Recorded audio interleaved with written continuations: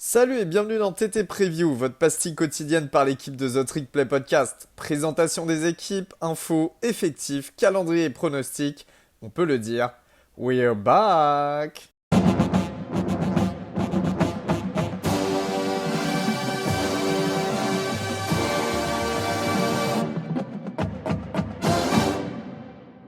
Bonjour à tous, bonjour à toutes. On se retrouve pour un nouvel épisode de TT Preview. Aujourd'hui, je suis encore avec Valentin. Valentin qui nous tient All Miss France, Rebels France plutôt, at Rebels France. Salut Valentin. Salut Ryan, salut tout le monde. Hola, hola, cabron, ¿qué tal? Alors aujourd'hui, on va vous parler d'une petite équipe qui nous intéresse encore une fois aussi bien Valentin que moi, mais qui n'a pas les résultats escomptés depuis maintenant quand même quelques années. On va vous parler de Nebraska, les Cornhuskers de Nebraska. Bon, déjà, Valentin, on va pas se mentir, saison de Nebraska, on va rentrer tout de suite dans le vif du sujet. C'est franchement, c'est frustrant. C'est très frustrant cette saison de Nebraska. Bah ouais, c'est frustrant parce qu'on commence à attendre pas mal de Scott Frost et de cette équipe qui est quand même une équipe assez légendaire du college football. Et puis au niveau du Nebraska, honnêtement, c'est peut-être tout sport confondu la plus grosse équipe. Il y a peut-être que le soccer à la limite, voilà, qui est un petit peu important. Mais je pense que l'université de Nebraska est vraiment ce qu'il y a de plus important, en tout cas de ma connaissance. Et là, bah, on a encore une mauvaise saison à 3-9 et 1-8, surtout en Big Ten. Alors, tout n'est pas jeté, puisqu'il y a eu beaucoup de défaites sur peu de points, mais on a quand même eu ce sentiment toute la saison que Nebraska n'arrivait pas à passer ce palier. Et pourtant, on a pu voir quand même trois blowouts contre Northwestern, Fordham et Buffalo. Alors, c'était pas les meilleures équipes, mais c'était des sacrés branlés qu'ils ont mis. Je crois qu'il y a deux matchs qui gagnent, ils sont à plus de 50 points. Il y en a un où l'équipe elle marque 3 points, je crois que c'était Buffalo. Donc ils étaient capables. Nebraska est quand même connu pour avoir une bonne défense, un bon jeu au sol, mais il manquait vraiment ce petit truc. Et peut-être, et moi je pense qu'il y avait surtout le fait que malgré la présence de Samori Touré, un très bon ressort college football, il manque quand même ce quarterback. Donc on va voir Clairement, ça. clairement. De toute façon, ça, on va y revenir, Voilà. un petit peu plus tard, mais on est d'accord sur Martinez. Je suis peut-être même un petit peu plus gentil que toi sur lui, mais il a aussi sa part de responsabilité sur cette saison de Nebraska. Hmm. Euh, Tout n'est pas à remettre en fait sur le dos de Scott Frost, mais clairement, de toute façon, on va y revenir. Donc, vas-y, je te laisse continuer, Valentin. Exact. Donc, bah, pendant cette intersaison, on a eu une baisse de salaire et une baisse du buyout de Scott Frost après une très mauvaise saison. La saison de 2022 et potentiellement celle de 2023 seront capitales pour lui. On a eu énormément de transferts et d'arrivées dans le coaching staff, donc c'est un peu un renouveau. Donc voilà, on va dire que dans l'idée, si on part de ce point de vue-là, on ne démarre pas sur de super bases, mais je trouve qu'il y a quand même eu du bon boulot de fait sur le recrutement et on va voir ça tout de suite. Après, faut aussi dire, euh, pour moi, c'est la saison qui arrive là de Nebraska va vraiment être charnière dans le sens où Frost, il a quand même eu beaucoup de comment dire, de raisons. De ch- Ouais, on Ouais, lui trouve beaucoup d'excuses, beaucoup de trucs. d'excuses, Là, hein. j'ai l'impression que vraiment la saison dernière a marqué un tournant et que justement cette année, on va en attendre beaucoup. Et en fait, j'ai bien peur qu'il ne puisse pas se reposer sur le délire de ouais, j'ai eu un nouveau cordeau ou tu vois. Donc pareil, on va y revenir sur ce développement de la saison 2022, mais je voulais avoir ton avis à toi sur Scott Frost et sa place un petit peu dans ce programme de Nebraska. Est-ce que, comme moi, tu le sens vraiment sur la sellette ou pas pour cette année? Ah bah clairement, hein, clairement. De toute façon, on y reviendra sur la fin de l'épisode sur les questions, mais je pense vraiment que moi je pense qu'il a 2 ans, tu vois, parce que là, avec tout le renouveau qu'il y a, tu peux pas dire ou faut vraiment qu'il y ait zéro jeu, que ce soit catastrophique et qu'il se fasse virer à la fin. Et de toute façon, s'il y a une restructuration, je crois que ça se dit, je suis pas sûr, de son salaire et de son buy-out, c'est pas pour rien. Donc c'est que potentiellement, bah, on cherche à bientôt s'en séparer. Donc, je pense que cette saison, il va falloir montrer vraiment d'autres choses. Et, hum, et bah, surtout en attaque, je pense qu'il a fait le nécessaire, en tout cas sur les coachs et sur les joueurs. Et en parlant de coach, bah, ils ont fait venir l'offensive coordinator Mark Whipple qui arrive en provenance de Pitt. Donc voilà, vous connaissez tous Pitt, je pense, notamment avec le quarterback. C'est quoi son nom? Premier quarterback Kenny sélectionné. Pickett, Kenny Pickett, voilà, merci. yes. Pour Kenny Pickett et sa relation avec Jordan Addison, quelque chose qu'il essaiera peut-être de recréer à Nebraska. Mais en tout cas, bah, toi, tu fais partie de ceux, Valentin, qui, comme moi, pensaient que si Pickett a vraiment explosé cette saison, il devait beaucoup aussi à son cordeau. Donc, Exact. c'est une très, très bonne arrivée pour Nebraska. Je vous avoue que ce soit Val ou moi en privé, quand on a vu la nomination, on était quand même en mode ah ouais, ok, d'accord, Nebraska, ils ont enfin décidé de se pencher un petit peu sur cette offense et ils ont raison en soi parce que dans la division où ils sont, il y a des belles choses à faire, quoi qu'on en dise. Donc, vas-y, Val, je te laisse C'est continuer. ça, ouais, d'essayer de développer un petit peu plus un jeu aérien. Et pour ça, bah, il y a notre cher Adrian Martinez, voilà, on va pas lui jeter des pierres, mais c'est un bon QB de college football, mais je pense qu'il a quand même ses grosses limites. Donc, Monsieur Martinez, il a transféré à Kansas State, ton équipe préférée. Et c'est le transfert en provenance de Texas qui sera je pense, qui sera le QB titulaire, Casey Thompson, qui sera en concurrence avec le transfert de FSU Chuba Purdy. Donc, alors là, on passe vraiment du coq à l'âne, si je peux dire.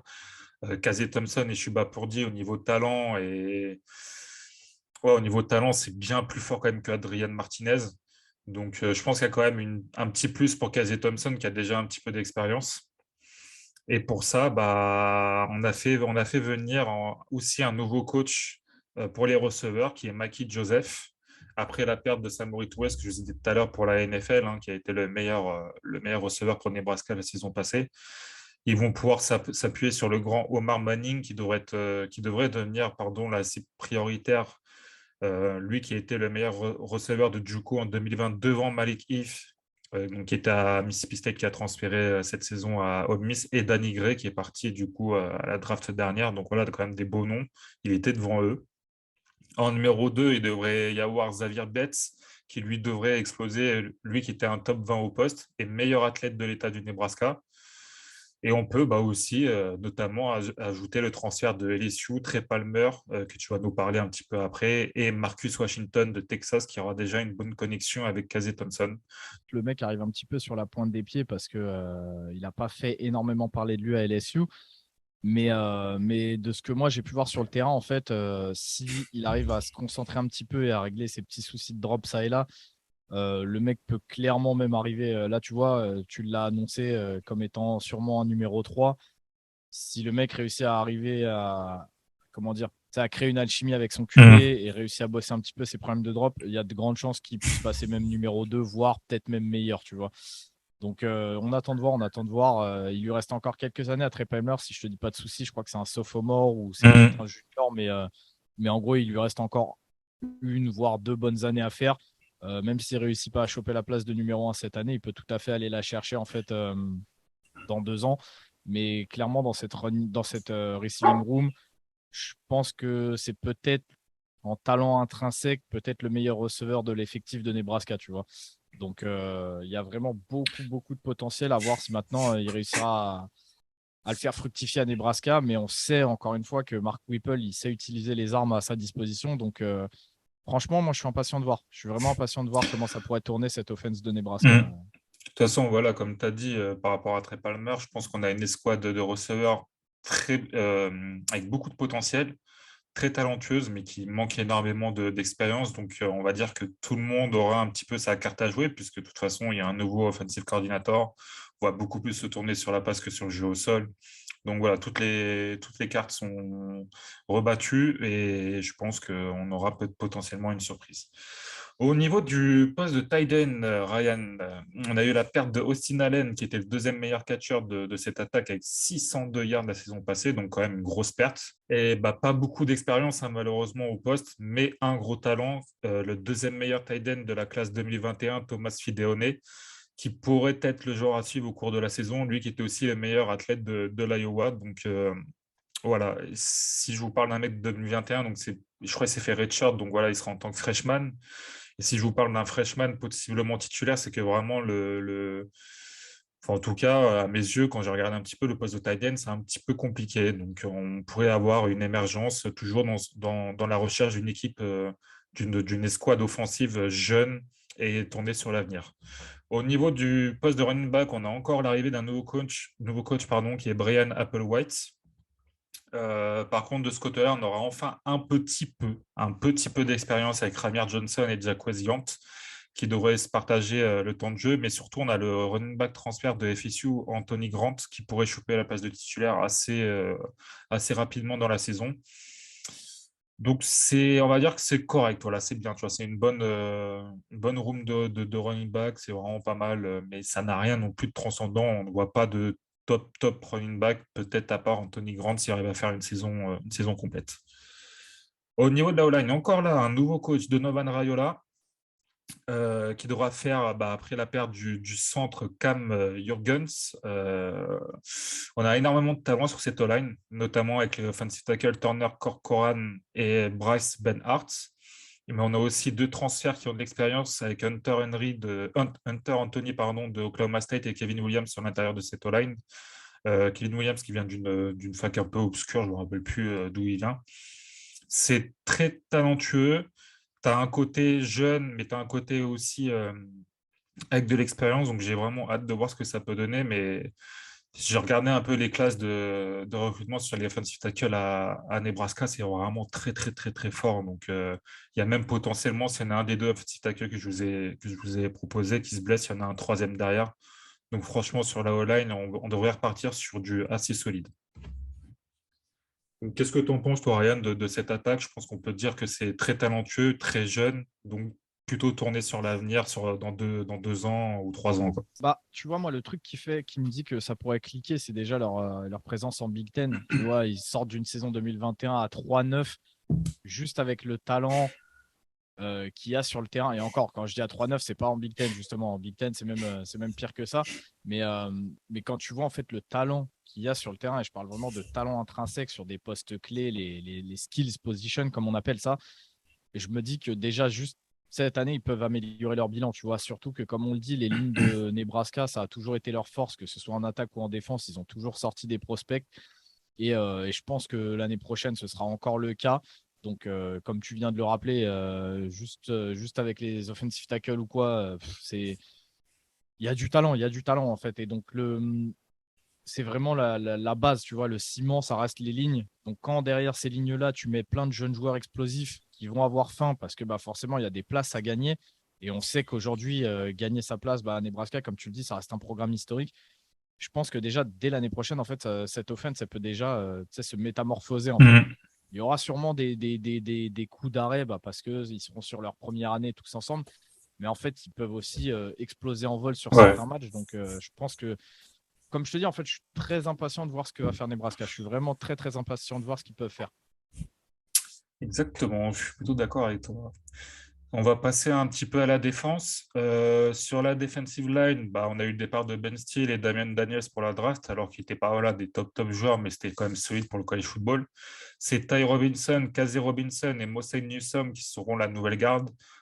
Jeunes, mais avec un petit peu d'expérience. On devrait avoir quand même une belle activité de ces 3-là. C'était quand même pas trop mauvais dans la rotation la saison dernière. Le poste de linebacker, c'est pour moi vraiment la grande force de cette défense avec un corps de linebacker bien blanc, bien consonance allemande. Vous allez comprendre pourquoi, parce que Nick Henrich, Luc Reimer. Alors franchement, ça fait bien allemand. Ils forment un très... Faut mettre un Ouais. petit peu d'entrain, tu vois. C'est du Nick Heinrich et le Kramer, tu vois, tout de suite. Ah, gros, ça fait bien peur en tout cas quand tu vois ces 2 mecs-là sur le terrain. Et pour moi, ils forment vraiment un très bon duo. À 189 plaquages, Reimer, lui, qui est plus tourné sur la défense contre la passe.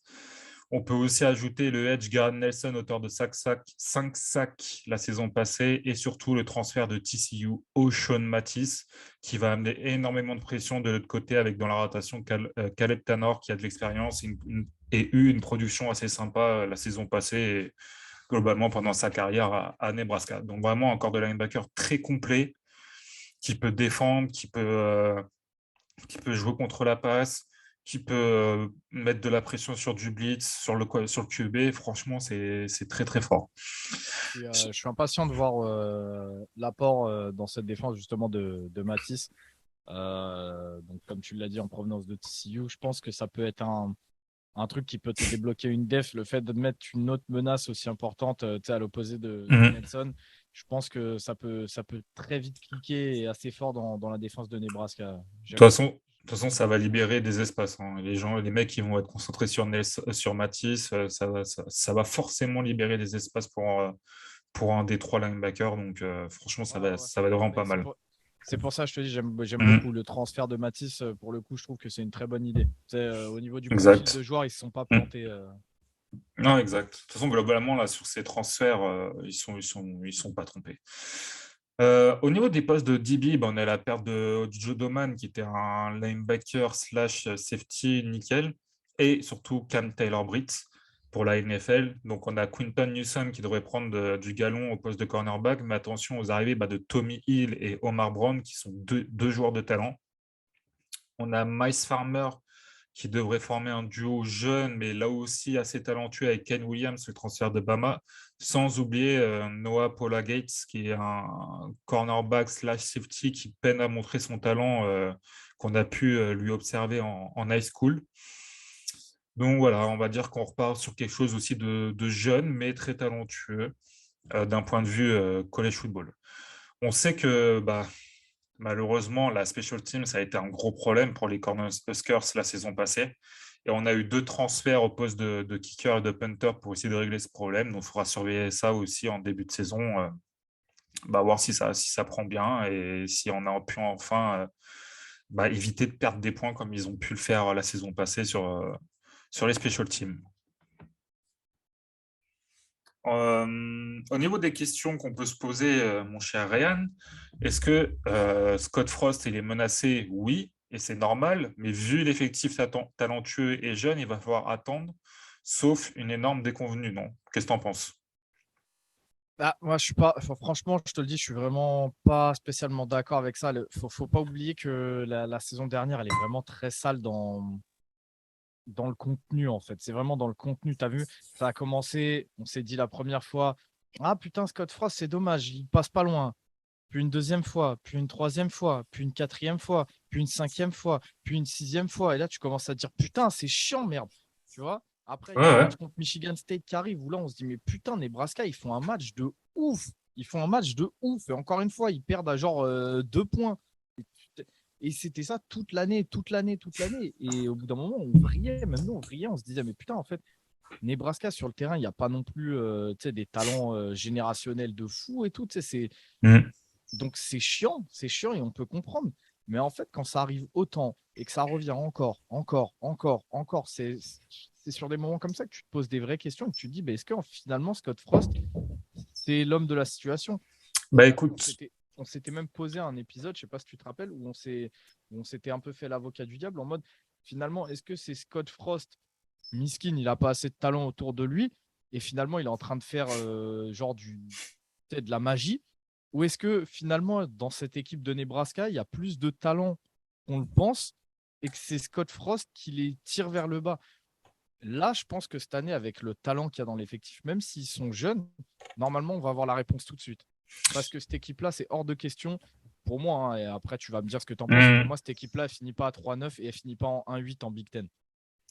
Écoute, ça je suis d'accord avec toi, hein, normalement non.